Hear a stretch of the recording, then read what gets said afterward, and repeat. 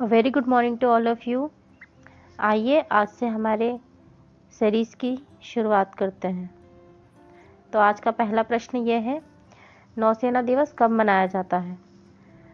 Option A 4 December, B 2 दिसंबर, सी 15 जनवरी या D 11 दिसंबर।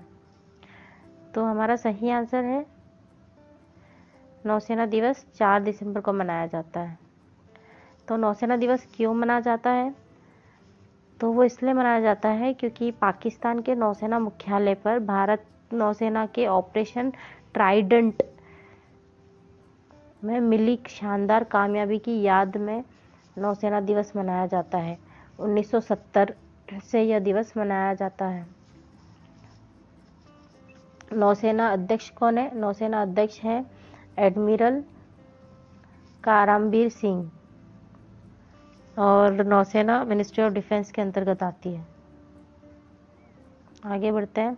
हाल ही में Hindustan aeronautics limited ने अब तक के सबसे बड़े टैंक को इसरो को सौंप दिया है। इस टैंक का नाम क्या है? ऑप्शन ए है T-90 Bhishma tank, option B है C-32 LH-2 क्रायोजेनिक प्रणोदक टैंक और सी है अर्जुन टैंक, डी है खंडेरी। तो इसका सही आंसर क्या है? इसका सही आंसर है C-32 LH-2 क्रायोजेनिक प्रणोदक टैंक। तो हाल ही में हिंदुस्तान एरोनॉटिक लिमिटेड ने ये अब तक का सबसे बड़ा जो टैंक है इसको किसको दे दिया है? इसरो को दे दिया है ना। और इसरो के अध्यक्ष कौन है? हम सभी को पता है के सिवन। और हिंदुस्तान एरोनॉटिक लिमिटेड के अध्यक्ष हैं श्री आर माधवन। ठीक है। अच्छा, तो ये क्यों लाया गया है? तो ये इसलिए लाया गया है क्योंकि जो GSLV Mark 3 है ना, उसकी लॉन्चिंग के लिए इसका प्रयोग किया जाएगा। उसका जो पेलोड होता है उसको 4 टन से 6 टन बढ़ाने के लिए हम ये C-32 LH-2 क्रायोजेनिक प्रणोदक टैंक लेकर आए हैं, है ना, जो कि अब इसरो के पास है। ठीक है, आगे बढ़ते हैं। क्वेश्चन नंबर 3 है, बोधायन, मानव, अपस्तंभ और कात्यायन ये कौन है? ऑप्शन ए प्राचीन भारतीय राजा, ऑप्शन बी प्राचीन भारतीय गणितज्ञ, ऑप्शन सी प्राचीन भारतीय सूफी संत या ऑप्शन डी प्राचीन भारतीय क्षत्रिय। तो हमारा सही आंसर क्या है? हमारा सही आंसर है प्राचीन भारतीय गणितज्ञ। ये सभी के सभी गणितज्ञ हैं। इनकी अपनी अपनी रचनाएं हैं, जैसे कि बोधायन ने लिखी है शुल्ब सूत्र और स्त्रोत, वहीं अपस्तंभ ने लिखी है धर्मसूत्र और ग्रह सूत्र।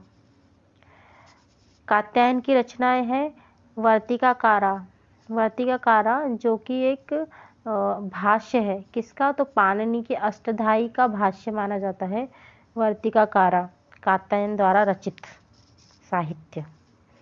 ठीक है, आगे बढ़ते हैं। द इंडिया वे पुस्तक के लेखक कौन है?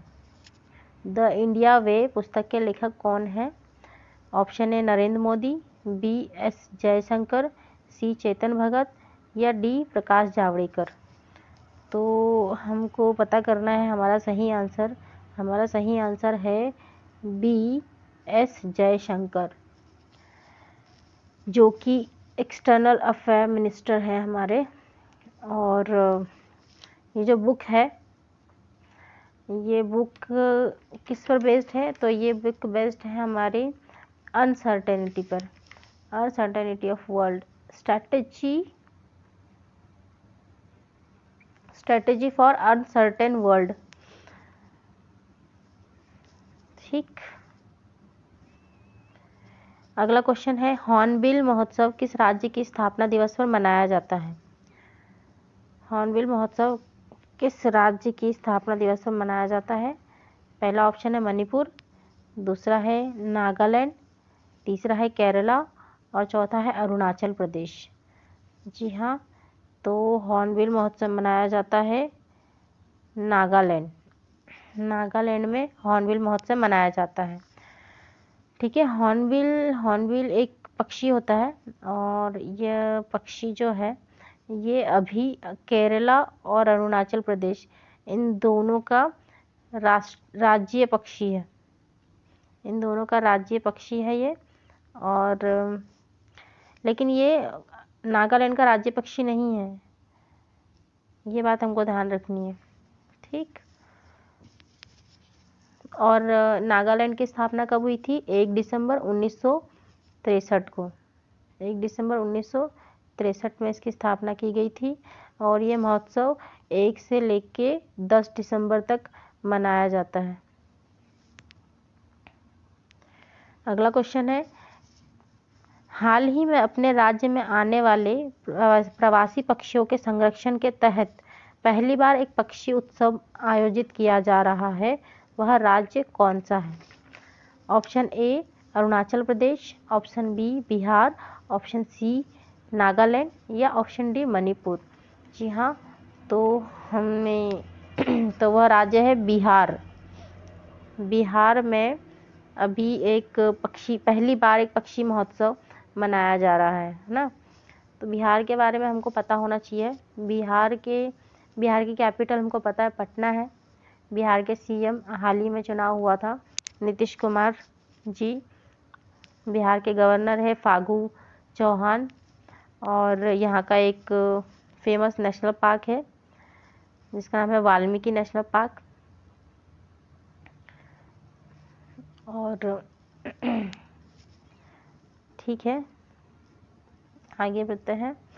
क्वेश्चन नंबर 7 है, वृद्धेश्वर मंदिर किस प्रकार की सामग्री से बनाया गया था? ए चूना पत्थर, बी ग्रेनाइट, सी लाल बलुआ पत्थर या डी संगमरमर। तो जो वृद्धेश्वर मंदिर है यह बनाया गया था, किससे बनाया गया था? ये बनाया गया था ऑप्शन बी ग्रेनाइट से। यह ग्रेनाइट से बनाया गया था। यह विश्व का एकमात्र ऐसा मंदिर है जो कि ग्रेनाइट से बनाया गया है। इसका निर्माण कराया गया था 1003 ईस्वी से 1010 ईस्वी के बीच।